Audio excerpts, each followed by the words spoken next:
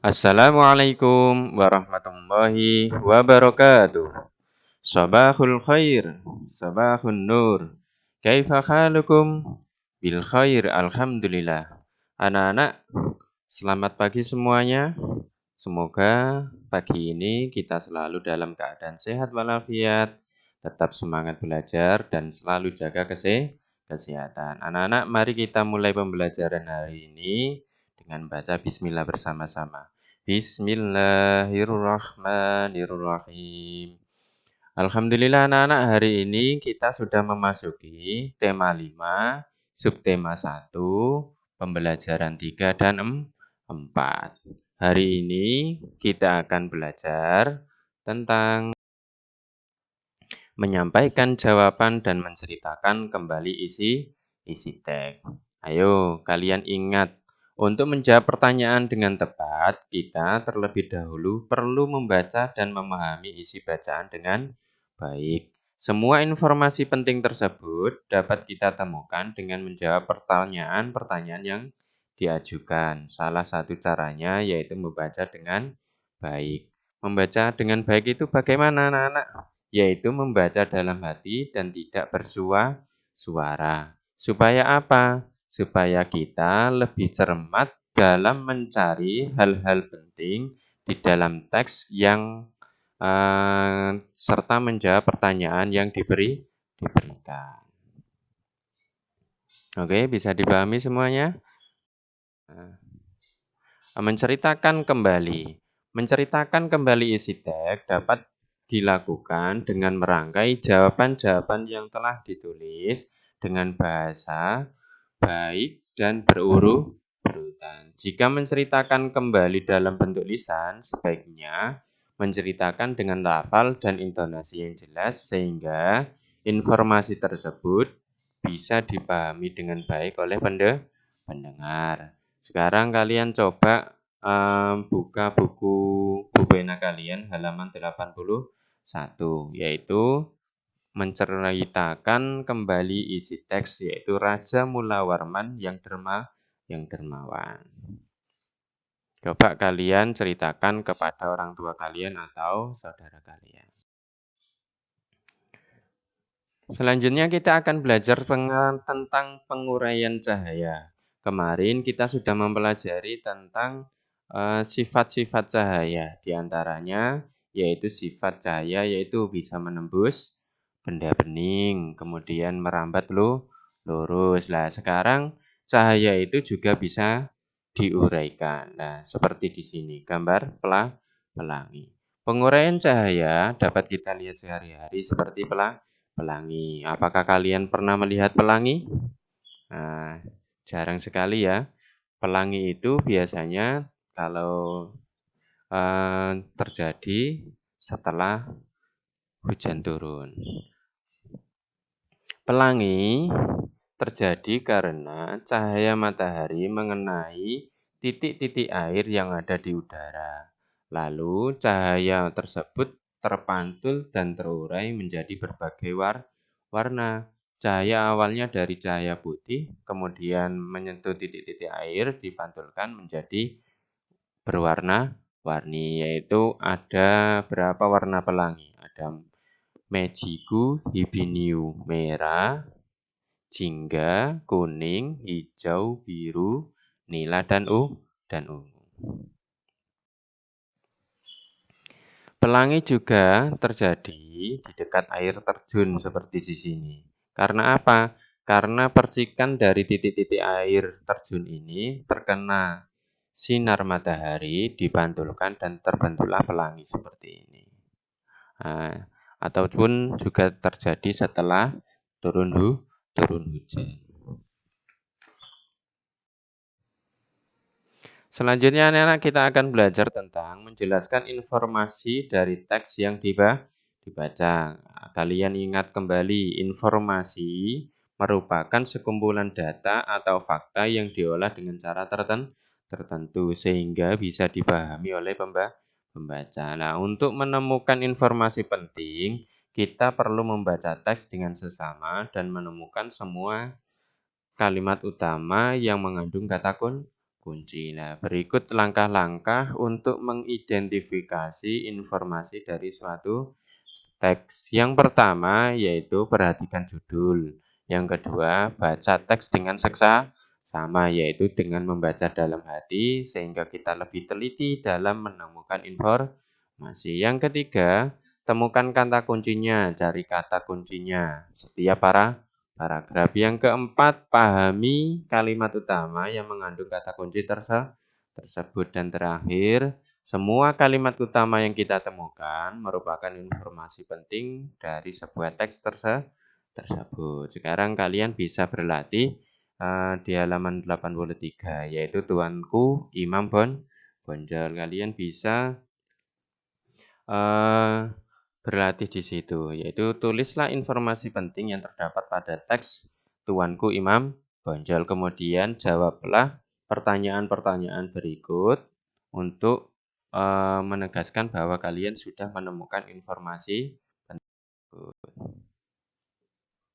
Selanjutnya anak-anak, kita belajar sikap yang sesuai dengan makna sila keempat. Masih ingat bagaimana bunyi sila keempat? Iya. Bunyi sila keempat bagaimana yuk? Yaitu kerakyatan yang dipimpin oleh hikmat kebijaksanaan dalam permusyawaratan dan perwakilan. Sekarang nilai-nilai yang terdapat pada sila keempat diantaranya yaitu 1. Melaksanakan hak memilih dan dipilih untuk menjadi ketua kelas. Yang tidak sesuai berarti tidak menggunakan hak pilih. Seperti sekarang ini. Sekarang ini sudah Kabupaten Gresik ini akan mengadakan pilbub, yaitu pemilihan bupati. Kalau orang tua kalian menggunakan hak pilihnya, berarti orang tua kalian telah melaksanakan sila keempat. Kalau orang dewasa di sekitar kalian tidak menggunakan hak pilihnya, berarti belum melaksanakan sila keempat. Yang kedua, tidak memaksakan kehendak kepada teman atau anggota keluarga yang lain. Dan yang ketiga, menaati peraturan di rumah, sekolah maupun di masyarakat. Dan ini adalah kebalikannya yang tidak boleh kita contoh. Adapun sikap selanjutnya yaitu sila keempat, lapang dada. Jika kita mendapatkan masukan atau kritik dari teman, guru atau keluarga, ya harus kita terima demi kebaikan kita. Yang kelima, menyampaikan pendapat dengan baik. Kita bebas menyampaikan pendapat, tapi harus disampaikan dengan baik dan sopan. Tidak boleh temannya sedang menyampaikan pendapat, kita sela. Itu juga nggak boleh. Kita harus menunggu teman selesai, baru kita sampaikan pendapat kita dengan baik dan sopan. Yang keenam yaitu memutuskan sesuatu dengan demokratis, artinya sesuai dengan musyawarah mufakat. Dan jika tidak tercapai berarti dengan apa anak-anak? Yaitu dengan suara terbanyak. Sekarang kalian coba carilah contoh lain sikap yang sesuai dengan sila yang keempat. Dan juga contoh sikap yang tidak sesuai dengan sila keempat. Cukup satu saja anak-anak. Selanjutnya kita akan belajar mengenal garis sejajar dan garis berpotongan. Dua garis sejajar dikatakan sejajar jika kedua garis tersebut tidak akan bertemu atau berpotongan meskipun diperpanjang sampai tak terhingga. Ciri-cirinya bagaimana? Yaitu dua garis yang sejajar, jarak antara keduanya selalu sama jika diukur dari ujung mana maupun. Yang kedua, dua garis tersebut dilambangkan dengan tanda ini. Nah, oke.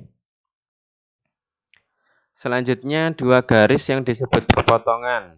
Jika kedua garis tersebut terletak pada satu bidang dan berpotongan pada salah satu titiknya. Nah, contoh ini garis sejajar. Nah, garis sejajar ini ada tanda panahnya. Ini seandainya diperpanjang sampai tak terhingga, kedua garis A dan B ini tidak akan saling berpotongan. Itu namanya garis sejajar. Sedangkan garis berpotongan itu berpotongan pada salah satu titiknya. Contoh garis C dan D ini. Nah, berarti berpotongan di sini. Kemudian ada juga garis tidak sejajar.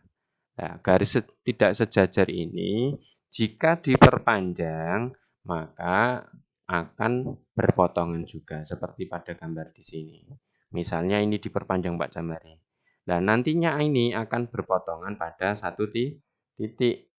Bisa dipahami ya? Contoh garis sejajar. Nah, perhatikan dalam kehidupan sehari-hari kita. Ini adalah garis marka, yaitu garis yang di jalan raya ya.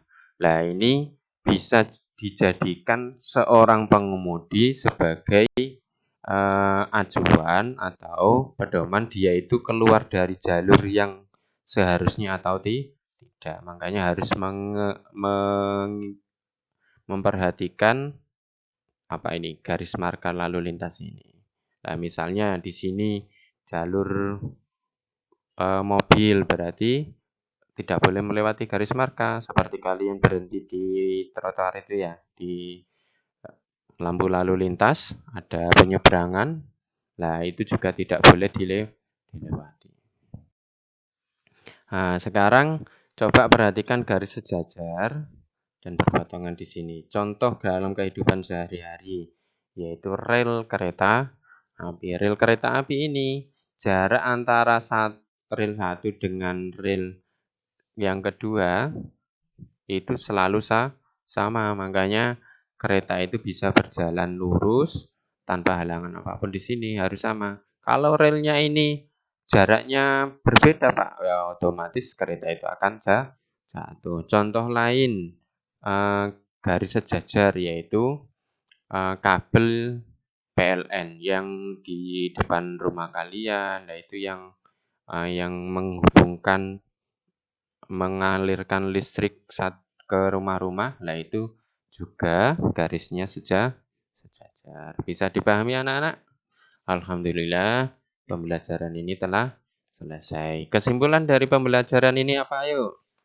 Yang pertama, kita bisa menyampaikan jawaban dan menceritakan kembali isi teks dengan cara bagaimana? Dengan cara membaca seksama, membaca secara teliti. Kemudian kita juga telah belajar tentang sikap yang sesuai dengan makna sila keempat.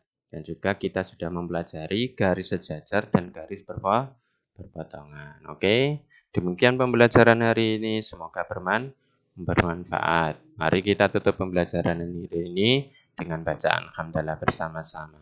Alhamdulillahirabbil alamin. Wassalamualaikum warahmatullahi wabarakatuh.